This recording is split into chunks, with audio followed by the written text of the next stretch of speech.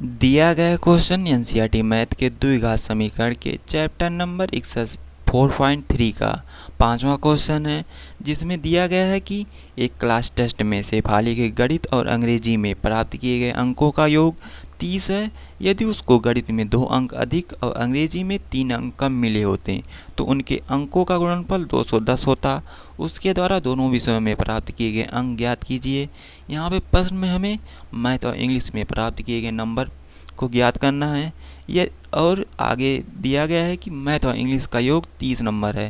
तो यहाँ पे दो मैथ और इंग्लिश में से यदि एक का मान यक्स मान लें तो यहाँ पे यदि माने कि मैथ में वह यक्स नंबर पाया है तो इंग्लिश में उसका 30 माइनस यक्स हो जाएगा। और प्रश्न में आगे दिया गया है कि यदि वह मैथ में प्राप्त किए नंबर से यदि 2 अंक अधिक प्राप्त करता तो यक्स वो तो मैथ में यक्स प्लस 2 हो जाएगा। और यदि वह इंग्लिश में प्राप्त किए गए अंक से यदि 3 नंबर कम पाता अर्थात 30 माइनस यक्स में से यदि 3 घटा देंगे तो यह इसका दोबारा वाला सिचुएशन प्राप्त हो जाएगा। और मैथ और इंग्लिश के नंबरों का गुणनफल कर दें तो हमें 210 प्राप्त होगा। अब यदि इसे आगे सॉल्व करें तो यहाँ पे यक्स प्लस 2 हो जाएगा और यहाँ 30 में से 3 घटाएंगे तो यहाँ 27 माइनस यक्स होगा। अब यक्स प्लस 2 का 27 माइनस यक्स में गुणा करें तो हमें प्राप्त होगा 27 x minus x square plus 54 plus 2 x minus 2 x.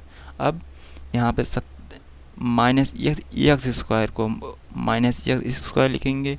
आगे 27 यक्स में से माइनस 2 यक्स घट जाएगा, 25 यक्स होगा और यहाँ पे 54 को इसे लिख देंगे। अब यदि इस पूरे समीकरण को इसके इस साइड लेके जाएंगे तो यहाँ पे जो प्लस है वो माइनस हो जाएगा और जो माइनस है वो प्लस हो जाएगा, अर्थात 210 में कोई चेंज नहीं होगा, 210 होगा। और यहाँ पे minus x square plus x square होगा और यहाँ पे 25 यक्स माइनस 25 यक्स हो जाएगा और प्लस 54 माइनस 54 हो जाएगा।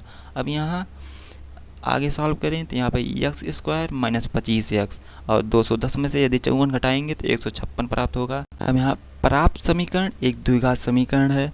अभी यदि इसे सॉल्व करेंगे तो यहाँ पे यक्स का मान ज्ञात करने के लिए हमें इसे गुणनखंड विधि से यदि सॉल्व करें तो यहाँ पे हमें माइनस 25 यक्स को ऐसी दो संख्याओं में तोड़ना है कि जोड़ने या घटाने पे 25 प्राप्त हो और गुणा करने पे 156 प्राप्त हो।